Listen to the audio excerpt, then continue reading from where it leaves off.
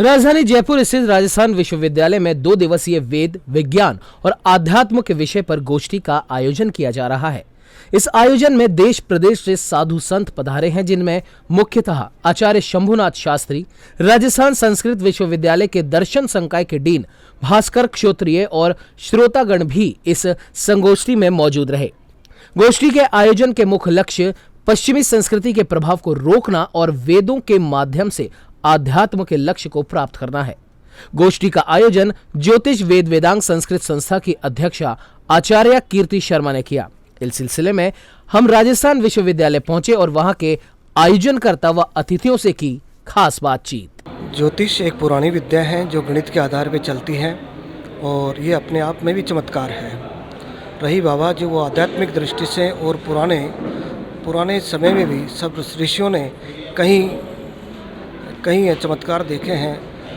देखा होगा रामायण में पुष्प विमान होते हैं, वो मंत्रों के द्वारा ही हमेशा आकाश में भ्रमण करते थे। उस समय भी ये विद्याएं थी और आज भी विद्याएं हैं। वेद से ही विज्ञान निकला है और वेद के आधार पे ही हमें जो है कई बार रोगों का इलाज भी मिला है और कई बार हमें जो है वेद से हमें कहीं जैसे वायु देवता है, वायु का ज्ञान हुआ है, अग्नि देवता से अग्नि का ज्ञान हुआ है।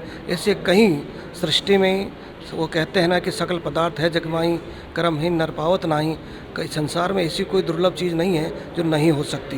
ये सब परमात्मा की कृपा से होती है। जैसे जैसे विज्ञान का विस्तार हुआ है वैसे वैसे संचार के माध्यमों का विस्तार हुआ है। जैसे जैसे संचार के माध्यमों का विस्तार हुआ है वैसे वैसे अपने जो हिंदुस्तान की धरती है उसके ऊपर पाश्चात्य संस्कृति जो है उसका भी काफ़ी प्रभाव बढ़ता जा रहा है। आज की यूथ जो है वो पाश्चात्य संस्कृति की तरफ जा रही है, उसको लेकर आप क्या बोलेंगे? पाश्चात्य संस्कृति ये हमारी संस्कृति नहीं है, ये बाहर की संस्कृति है। हमारे वेद वेदांग और आदि जो हमारे शास्त्रों के अनुसार जो चलते आ रहे हैं उससे हम पाश्चात्य संस्कृति को दूर ही रखना चाहिए, हमारे पास नहीं आना चाहिए। हमारी जो संस्कृति है वो है एक संत समागम की संस्कृति है, हमारे शुद्ध विचारों की संस्कृति है, हमारे संस्कारों की संस्कृति है। अध्यात्म का अपने जीवन में क्या महत्व है? आध्यात्म का हमारे जीवन में कई तरह से महत्व है। आध्यात्म के जरिए हमारी बुद्धि का अच्छा विकास होता है, सद्गुण आते हैं, सद्विचार रहते हैं और हम एक दूसरे की भावनाओं को समझते हुए एक दूसरे को उनके सुख दुख में जो है एक दूसरे का निराकार भी करते हैं और आपस में भाईचारा की भावना बनी रहती है। आज की जो युवा पीढ़ी है वो वेद अध्यात्म से काफ़ी दूर होती जा रही है, तो आप जो उनको नज़दीक लाने के लिए आपके क्या प्रयास हैं और क्या क्या अपन कर सकते हैं उनको पास लाने के लिए? देखो, आज की शिक्षा कई तरह से चल रही है। जिन शिक्षाओं के आज की जो शिक्षा है वो अलग अलग तरह से हैं। उनकी कहीं शिक्षा की भी कहीं हो गए हैं, कहीं विभाग हो गए हैं। बच्चे उसी आधार पर अपनी शिक्षा के आधार पर अपना ज्ञान लेकर अपने तक सिमट गए हैं। कीर्ति शर्मा। मैडम, ये जो आपने गोष्ठी का आयोजन किया है ये किस पर्पज़ को लेके किया गया है? सर, हमारी संस्था प्रतिवर्ष नव संवत्सर प्रारंभ होने से पूर्व 2 दिन पहले पंचांग पूजन का और एक संगोष्ठी का आयोजन करती है, ताकि आज के युवा में जो पंचांग श्रवण की परंपरा, पंचांग पूजन की जो परंपरा है, वैदिक सनातन संस्कृति को जानने समझने की जो क्षमता ख़त्म होती जा रही है उसको हमारे बच्चे जाने। क्योंकि पूर्व समय में क्या था कि हमारे घर की जो महिलाएं होती थी वो भी तिथि वगैरह देख लेती थी, या गांव में कोई बुजुर्ग महिला होती थी उससे जाके पूछ लेती थी आज एकादशी 11 से। पर आज हमारे बच्चे जो युवा पीढ़ी है वर्तमान में जो MNCs वगैरह में लगे हुए हैं वो बच्चे, उन लोगों को ये नहीं पता होता कि एकादशी कब है, प्रदोष कब है, या नव संवत्सर का प्रारंभ कब हो रहा है, क्यों हो रहा है, नव संवत्सर हम क्यों मनाते हैं, ये सब चीज़ें बच्चों को नहीं पता होती।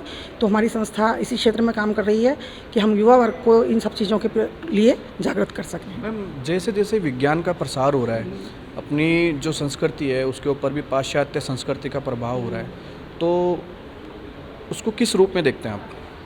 नहीं सर, विज्ञान का प्रसार हो रहा है, पाश्चात्य संस्कृति का प्रसार हो रहा है, मैं इसको बुरा नहीं मानती। आप देखिए, दूसरी संस्कृति को ग्रहण करिए परंतु अपने संस्कारों को मत छोड़िए। हमारी वैदिक संस्कृति, हमारा देश पूर्व में भी विश्वगुरु रहा है। विवेकानंद जी ने ही पूरे भारत को का जब भाषण शिकागो में विवेकानंद जी ने दिया था तो पूरी विश्व की जनता भारत को विश्वगुरु मानने लग गई थी। और फिर जब पाश्चात्य संस्कृति का अंधानुकरण करने लगी हमारी पीढ़ी, मोबाइल संस्कृति का अंधानुकरण करने लगी, तो मोबाइल भी बुरा नहीं है। देखिए वैज्ञानिक जहाँ परिष्कार हो रहे हैं, जहाँ नए नए आविष्कार हो रहे हैं, वहाँ युवा पीढ़ी उन सब चीज़ों से जागृत हो रही है। हम भी हो रहे हैं। हम उम्र के इस पड़ाव में जाकर के भी नई तकनीक को सीख रहे हैं। विदेशों में बैठे हुए लोगों से हम वीडियो कॉलिंग करके, वीडियो पे बात करके, मैसेजिंग करके हम लोग जुड़ रहे हैं। मैं ये नहीं कहती कि पाश्चात्य संस्कृति बुरी है।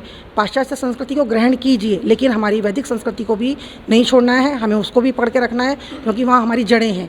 वो हमें जब तक जड़ मजबूत नहीं होगी, तब तक हम कैसा एक वृक्ष खड़ा होगा। तो युवा पीढ़ी हमारी जब भी मजबूत होगी, जब हम अपने वैदिक संस्कृति को पकड़ के रखेंगे। आज की जो अध्यात्म पीढ़ी है, युवा पीढ़ी है, उसको अध्यात्म की तरफ बढ़ने के लिए सबसे पहले तो मैं जो घर की माताएं हैं, आज की जो युवा पीढ़ी की जो बेटियां, बहुएं हैं, बहू बेटियां, उनको मैं निवेदन करना चाहूँगी कि वो जब गर्भावस्था में होती हैं तो अपने बालक के जन्म होने से पूर्व संस्कार जो हैं, आजकल वैसे काफ़ी प्रचलन चल रहा है, कई संस्थाएँ करवाती हैं, पुंसवन संस्कार करवाती हैं, उसके बाद भी संस्कार करवाती हैं। संस्कार करवाएँ। अगर वो षोडश संस्कार नहीं वो गर्भाधान संस्कार वगैरह नहीं करवा पाती हैं, तो जब बालक थोड़ा समझने लग जाए, तो जैसे अक्षर प्रारंभ करने का जो संस्कार होता है हमारे यहाँ, वो करवाएं। उसका अन्नप्राशन संस्कार करवाएं। बालक जब बोलने समझने लगे, तो बजाय उसको अंग्रेजी की पोयम दिखाने के, अंग्रेजी की पोयम सिखाने के अलावा सिखाइए, क्योंकि वर्तमान समय में साथ चलने के लिए सीखनी पड़ेगी अंग्रेजी, वो सिखाइए। लेकिन उसके साथ साथ आप उन्हें अपने गायत्री मंत्र भी सिखाइए। अपने वेदों के बहुत छोटे छोटे सूक्त हैं, वो आप उन्हें याद कराइए।